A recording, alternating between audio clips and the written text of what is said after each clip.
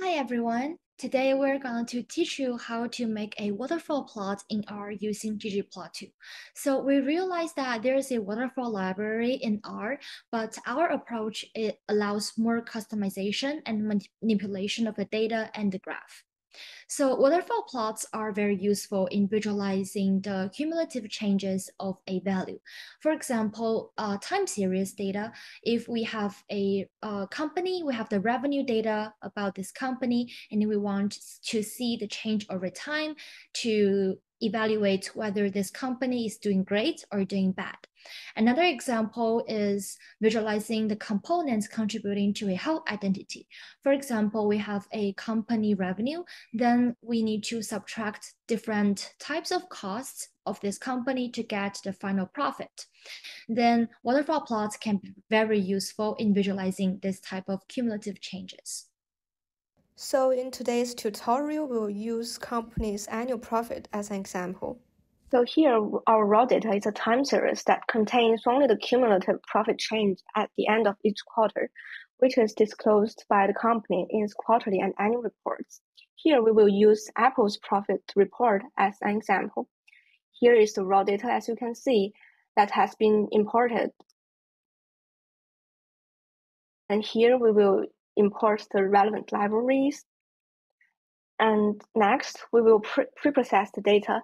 The key to waterfall charting lies in data pre-processing. The columns we need to process include, first, gap columns, which represents the difference between the current period's data and the previous period's data, and it is used to assist the calculation of the add and reduce columns.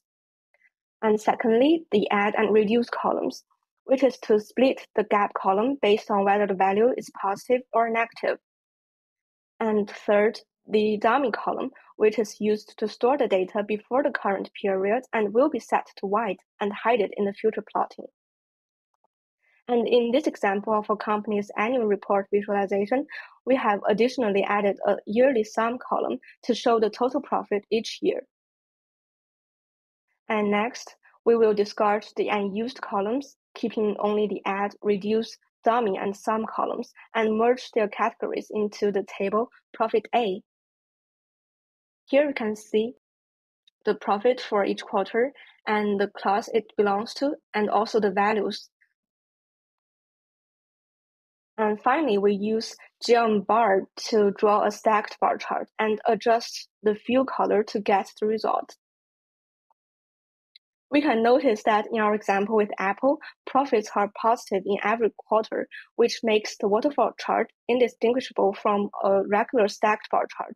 But when profits are negative in some quarters, the waterfall chart provides a clearer indication of the difference from quarter to quarter.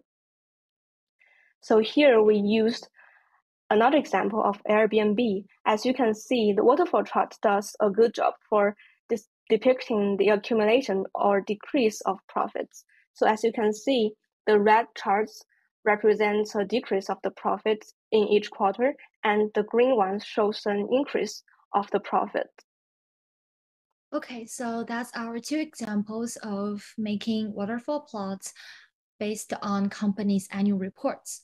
So there are other approaches to visualize the change of values, for example, bar plots and line plots, but waterfall plots are more explicit visualization of the changes. For example, if we do a bar plot or a line plot, we cannot fetch the change directly from the graph. But in our waterfall plots, the changes are explicitly shown by the numbers.